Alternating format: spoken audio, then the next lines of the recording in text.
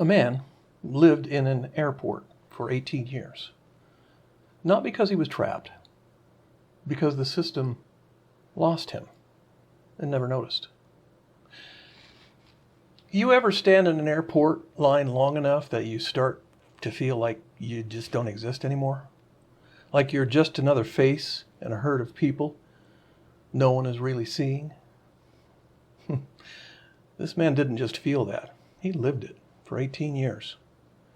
He arrived at the airport with valid documents, but somewhere along the journey, by no fault of his own, he no longer existed. Not metaphorically, legally. In 1988, a man named Mehran Karimi Nasseri was traveling through Europe, trying to reach the United Kingdom. He had paperwork. He had a destination. He had a plan. Somewhere along the way, his documents were lost, or stolen, or evaporated. The details of how that happened are debated. The outcome isn't. After he arrived in Paris, he couldn't prove who he was. And without that, he couldn't enter the country. So they sent him back. Except the country he came from wouldn't accept him either. And the next place said the same. No documents, no entry. No entry, no legal presence. He wasn't arrested. He wasn't detained. He couldn't enter. He couldn't leave.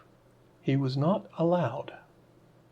So he stayed in the one place that didn't require him to exist. The airport terminal, between the boarding gates and the immigration checkpoint. At first, it was not unreasonable, just a hiccup, a delay, a misunderstanding. Something that would be fixed with a phone call or a fax, a few days at worst. Days became weeks, and weeks became months. As time passed, it changed. He remained in a space that was never designed for it. He read newspapers. He wrote notes. He spoke with airport staff. People came to recognize him. He wasn't hiding. He wasn't lost. He was there, in the middle of a busy international airport. And yet, on paper, he had disappeared. Over time, options were made available. Temporary documents, opportunities to leave, ways to re-enter the system.